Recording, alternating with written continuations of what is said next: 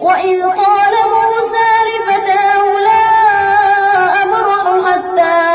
حتى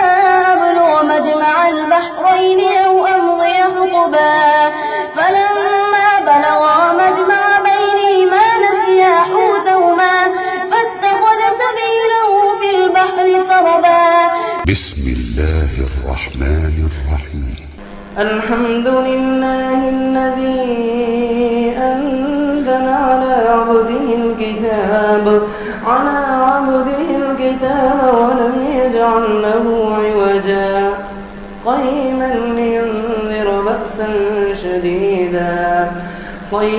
لينذر بأسا شديدا من لدنه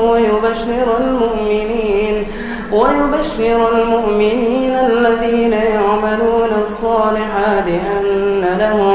أن لهم أجرا حسنا ماكثين فيه أبدا وينذر الذين قالوا اتخذ الله ولدا ما لهم به من علم ولا لآبائهم كبرت كلمة تخرج من أفواههم إن يقولون إلا كذبا فلعلك باخع نفسك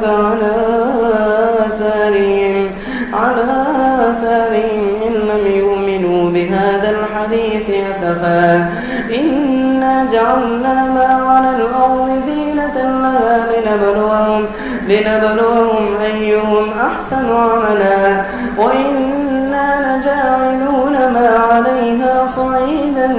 جرزا أم حسبت أن أصحاب الكهف والرقيم كانوا من آياتنا عجبا إذ أوى الفتية إلى الكهف فقالوا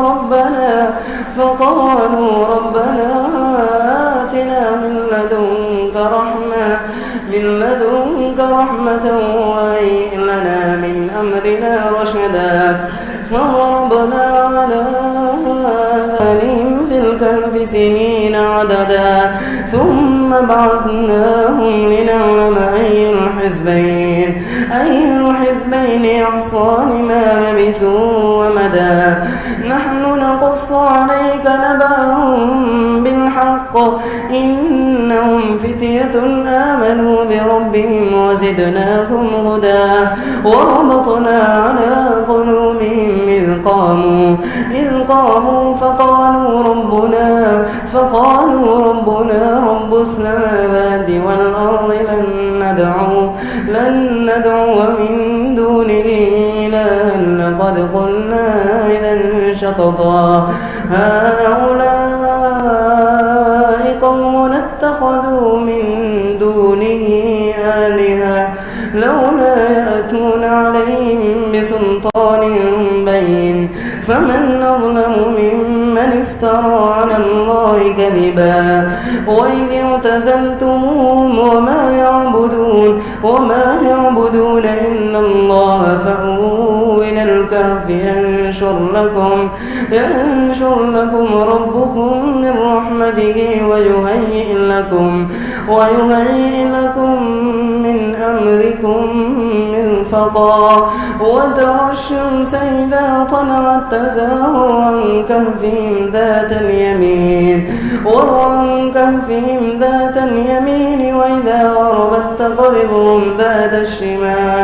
وإذا غربت تقرضهم ذات الشمال وهم في فجوة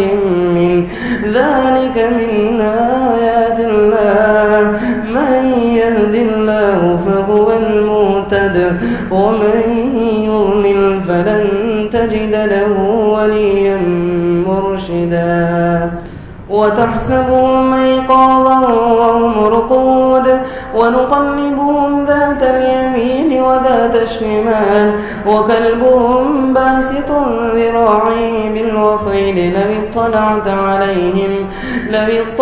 عليهم لوليت منهم فرارا ولملئت منهم رعبا وكذلك بعثناهم ليتساءلوا بينهم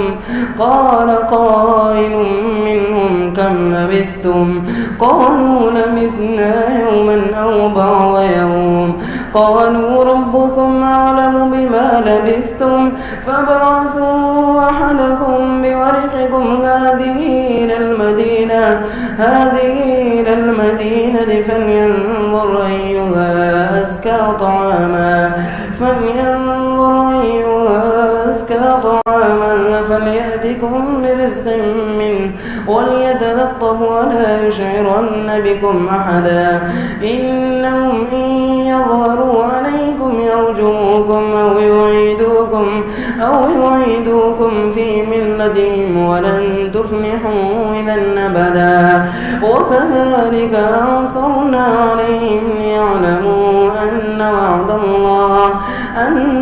وعد الله حق وأن الساعة لا ريب فيها إذ يتنازعون بينهم أمرهم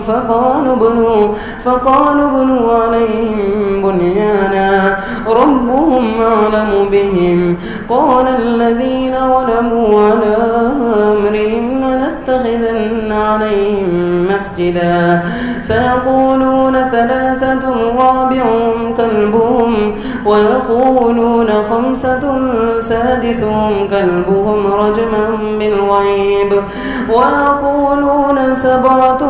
وثامنهم كلبهم قل ربي يعلم بعدتهم ما يعلمهم إلا قليل فلا تمار فيهم إلا مراء ظاهرا ولا تستفت فيهم منهم أحدا ولا تقولن لشيء إني فاعل ذلك غدا إلا أن يشاء الله واذكر ربك إذا نسيت وقل عسى أن يهديني ربي لأقرب من هذا رشدا ولبثوا في كهفهم 300 سنين وازدادوا 9 قل الله أعلم بما لبثوا له غيب السماوات والأرض أبصر به وأسمع ما لهم من دونه من ولي ولا يشرك في حكمه أحدا واتل ما أوحي إليك من كتاب ربك لا مبدل لكلماته ولن تجد من دونه ملتحدا واصبر نفسك مع الذين يدعون ربهم بالغداة والعشي يريدون وجهه ولا تعد عيناك عنهم تريد زينة الحياة الدنيا ولا تطع من أغفلنا قلبه عن ذكرنا واتبع هواه وكان أمره فرطا وقل الحق من ربكم فمن شاء فليؤمن ومن شاء فليكفر إنا أعتدنا للظالمين نارا أحاط بهم سرادقها وإن يستغيثوا يغاثوا بماء كالمهل يشوي الوجوه بئس الشراب وساءت مرتفقا إن الذين آمنوا وعملوا الصالحات إنا لا نضيع أجر من أحسن عملا أولئك لهم جنات عدن تجري من تحتهم الأنهار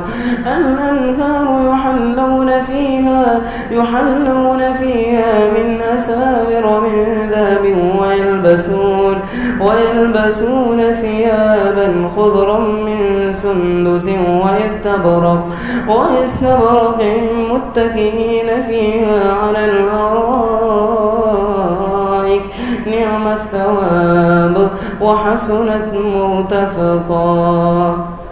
واضرب لهم مثل الرجلين جعلنا لأحدهما جنتين من أعناب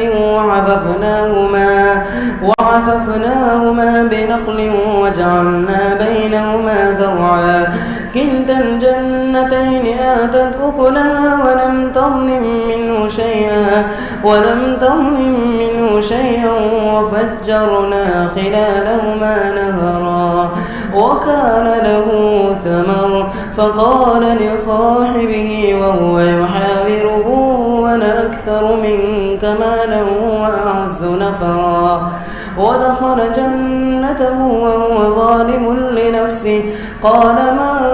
أظن أن تبيد هذه أبدا وما أظن الساعة قائمة ولئن رددت إلى ربي لاجدن خيرا منها منقلبا قال له صاحبه وهو يحاوره أكفرت بالذي خلقك من تراب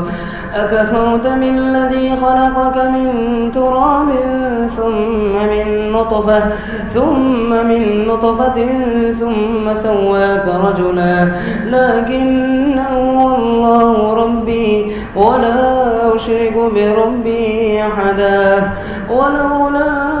إذ دخلت جنتك قلت ما شاء الله لا قوة إلا بالله إن ترني أنا أقل منك مالا وولدا فعسى ربي أن يؤتيني خيرا من جنتك ويرسل عليها حسبانا من السماء فتصبح صعيدا زلقا أو يصبح ماؤها غورا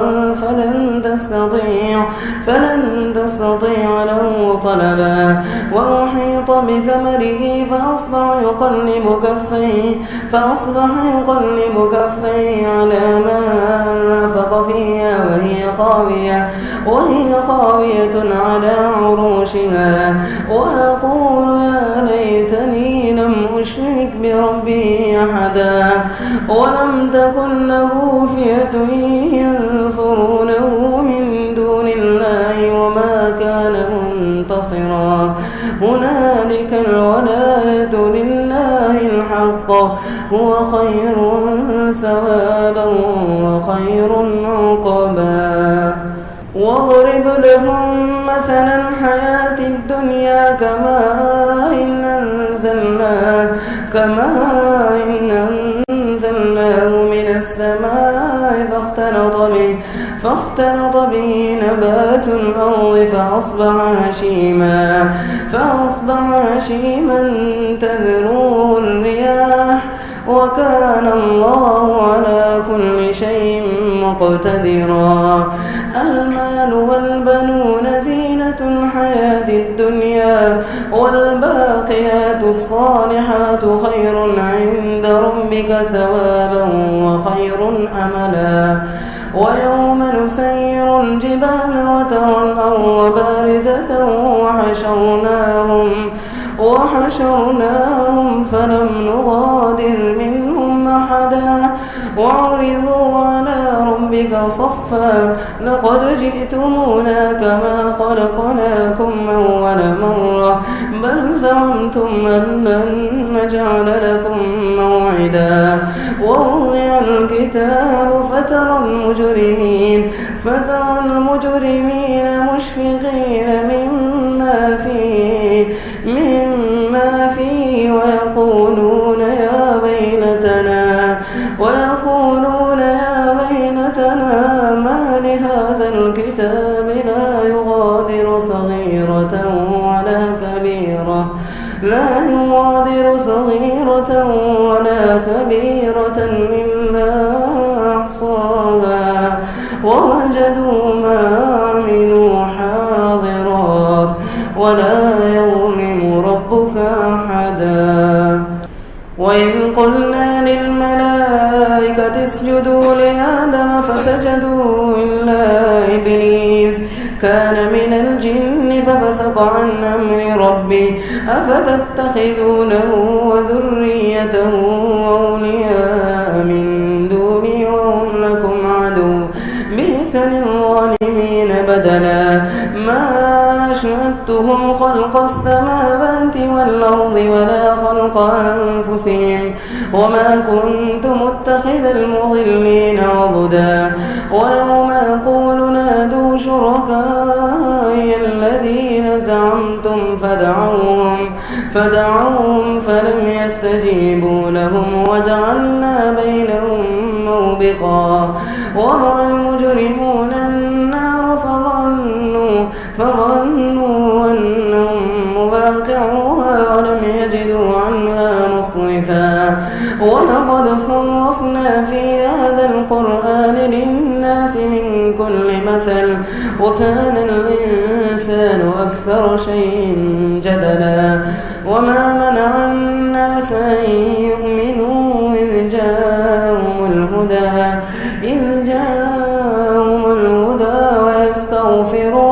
ويستغفروا ربهم إلا أن تأتيهم سنة الأولين أو يأتيهم العذاب قبلا وما نرسل المرسلين إلا مبشرين ومنذرين ويجادل الذين كفروا بالباطل ليدحضوا به الحق واتخذوا آياتي وما أنذروا هزوا ومن أظلم ممن ذكر بآيات ربه فأعرض عنها ونسي ما قدمت يداه إنا جعلنا على قلوبهم أكنة أن يفقهوا وفي آذانهم وقرا وإن تدعوهم إلى الهدى فلن يهتدوا إذا أبدا وربك الغفور ذو الرحمة لو يؤاخذهم بما كسبوا لعجل لهم العذاب بل لهم موعد لن يجدوا من دونه موئلا وتلك القرى أهلكناهم لما ظلموا وجعلنا لمهلكهم موعدا وإذ قال موسى لفتاه لا أبرح حتى أبلغ مجمع البحرين أو أمضي حقبا فلما بلغا مجمع بينهما نسيا حوتهما فاتخذ سبيله في البحر سربا فلما جاوزا قال لفتاه آتنا غداءنا لقد لقينا من سفرنا هذا نصبا قال أرأيت إذ أبينا إلى الصخرة فإني نسيت الحوت وما أنسانيه إلا الشيطان أن أذكره واتخذ سبيله في البحر عجبا قال ذلك ما كنا نبغ فارتدا على آثارهما قصصا فوجدا عبدا من عبادنا آتيناه رحمة من عندنا وعلمناه من لدنا علما قال له موسى هل أتبعك على أن تعلمني مما علمت رشدا قال إنك لن تستطيع معي صبرا وكيف تصبر على ما لم تحط به خبرا قال ستجدني إن شاء الله صابرا ولا أعصي لك أمرا قال فإن اتبعتني فلا تسألني عن شيء حتى أحدث لك منه ذكرا فانطلقا حتى إذا ركبا في السفينة خرقها قال أخرقتها لتغرق أهلها لقد جئت شيئا إمرا قال لم أقل إنك لن تستطيع معي صبرا قال لا تؤاخذني بما نسيت ولا ترهقني من أمري عسرا فانطلقا حتى إذا لقيا غلاما فقتله قال قتلت نفسا زكية بغير نفس لقد جئت شيئا نكرا قال ألم أقل لك إنك لن تستطيع معي صبرا قال إن سألتك عن شيء بعدها فلا تصاحبني قد بلغت من لدني عذرا فانطلقا حتى إذا أتيا أهل قرية استطعما أهلها فأبوا أن يضيفوهما فوجدا فيها جدارا يريد أن ينقض فأقامه قال لو شئت لاتخذت عليه أجرا قال هذا فراق بيني وبينك سأنبئك بتأويل ما لم تستطع عليه صبرا أما السفينة فكانت لمساكين يعملون في البحر فأردت أن أعيبها وكان وراءهم ملك يأخذ كل سفينة غصبا وأما الغلام فكان أبواه مؤمنين فخشينا أن يرهقهما طغيانا وكفرا فأردنا أن يبدلهما ربهما خيرا منه زكاة وأقرب رحما وأما الجدار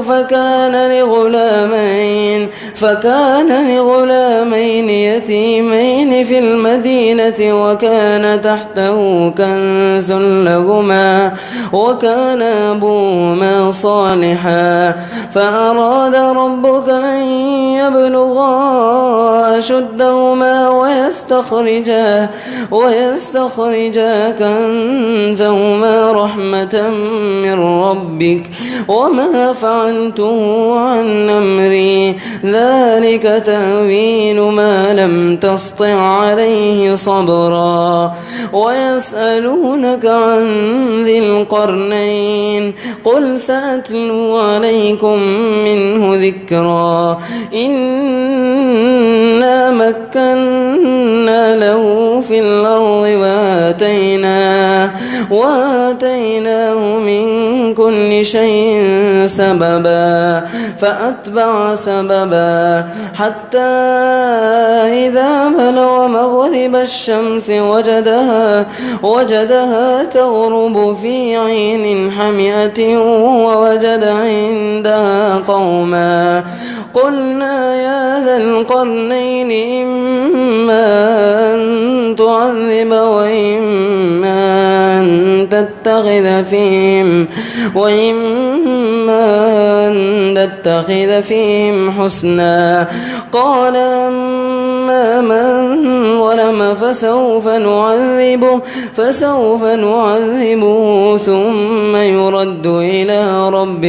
ثم يرد إلى ربه فيعذبه عذابا نكرا وأما من آمن وعمل صالحا فله جزاء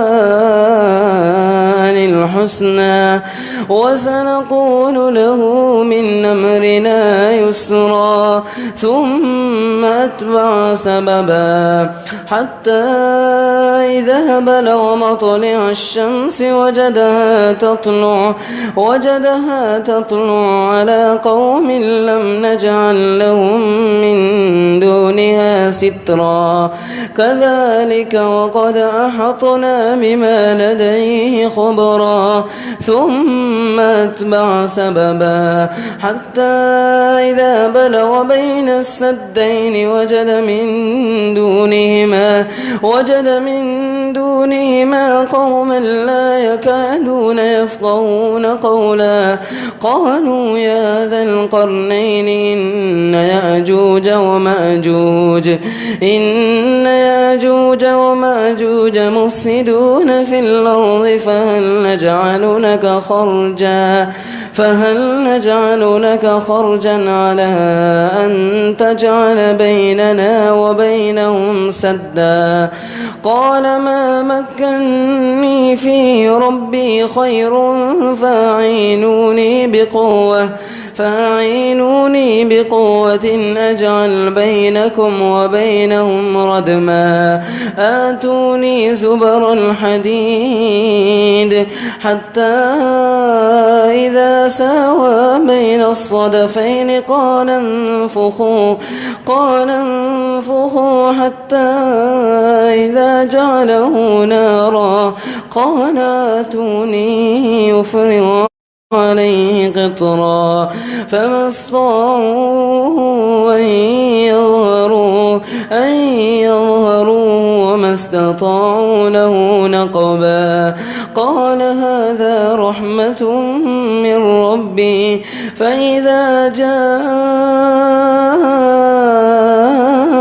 وعد ربي جعله دكا وكان وعد ربي حقا وتركنا بعضهم يومئذ يموج في بعض ونفخ في الصور فجمعناهم جمعا وعرضنا جهنم يومئذ للكافرين عرضا الذين كانت أعينهم في غطاء عن ذكري وكانوا لا يستطيعون سمعا أفحسب الذين كفروا أن يتخذوا عبادي من دوني أولياء إنا أعتدنا جهنم للكافرين نزلا قل هل ننبئكم بالأخسرين أعمالا الذين ضل سعيهم في الحياة الدنيا وهم يحسبون أنهم يحسنون صنعا أولئك الذين كفروا بآيات ربهم ولقائه